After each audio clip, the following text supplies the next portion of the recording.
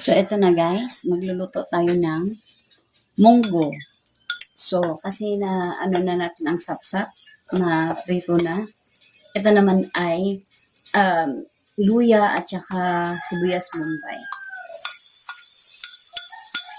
First time ko palang magluto ng ganito na sapsap. Pero dati nagluto na ako ng munggo. Specialty ko to eh.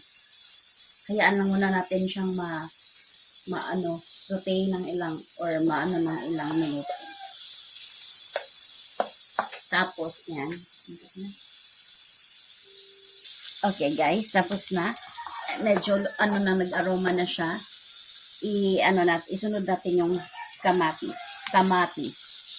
Maraming tamatis guys para mas masustansya. Maganda to sa skin. At saka ano rin to. Halo-haloin siya. Kasayaan natin siya ng ilang minuto. Babalikan natin siya.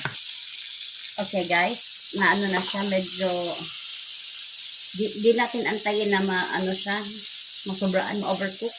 Ilagay na natin yung munggo guys. Ano ko na to, malambot na to.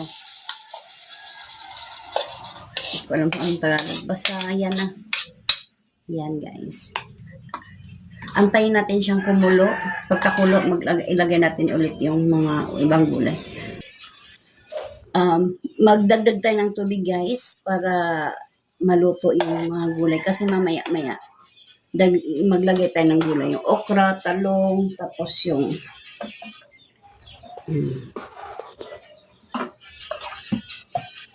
hindi na pa pala dapat antayin pakuluin guys. Isabay na tong gulay, mga gulay. Lahat to guys, lahat. Okra to at talong na may siling na green. Siling pahaba na green. Yan guys. So, antayin natin ito. Maluto tong mga gulay. Medyo kahit lahap cook lang siya guys. So, ayan guys. Nalagay na ang gulay. Natimplahan na natin ng asin. Nakalimutan ko lang i-video. Nilagyan natin ng seasoning. So, gagawin natin guys, antayin lang natin to maluto ang gulay, tapos patayin, tapos kakain. Nakalimutan kami. Correct. So, ayan guys, nakalimutan kami yung pinaka-star of the show, yung bunga ng malunggay. So, first time kong maggayak nito. Kasi first time nga, di pa alam, saglit lang.